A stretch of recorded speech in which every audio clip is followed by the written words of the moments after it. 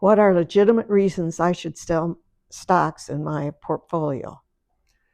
We've talked a lot about being careful when selling gains, both because of the capital gains taxes and the pitfalls of trying to time the market. Our philosophy is simple. Stay invested unless you have a legitimate reason to sell and you've thought it through very carefully. But what are some of the legitimate reasons to sell? So here's a quick summary. Number one, rebalancing. Over time, your portfolio can drift from your target allocation. If stocks surge, they might grow from 80 to 90% of your portfolio to a greater amount.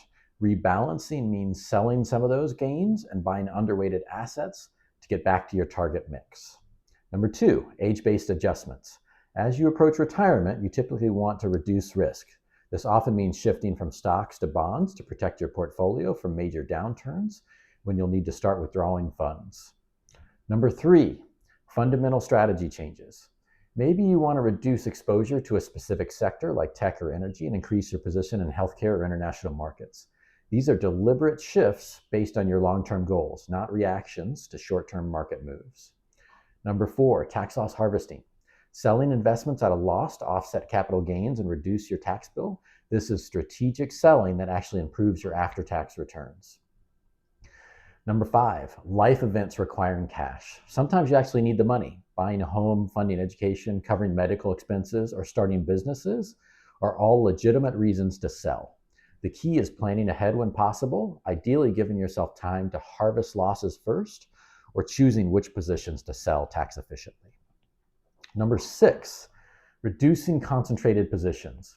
If a single stock grows to represent 20 or 30% or more of your portfolio, often from a company stock or a big winner, you're taking on unnecessary risk. Diversification makes sense, even if it means paying some taxes. Remember, it's better to pay taxes on gains than to watch a concentrated position crash.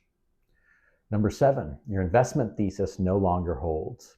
If the fundamental reason you bought an investment have changed, maybe the company's business model is failing, management has changed direction, or competitive advantages have eroded, it may be time to sell. This is different from reacting to temporary price drops. Number eight, generating retirement income. Once you're retired, you'll need to systematically sell investments to fund your living expenses.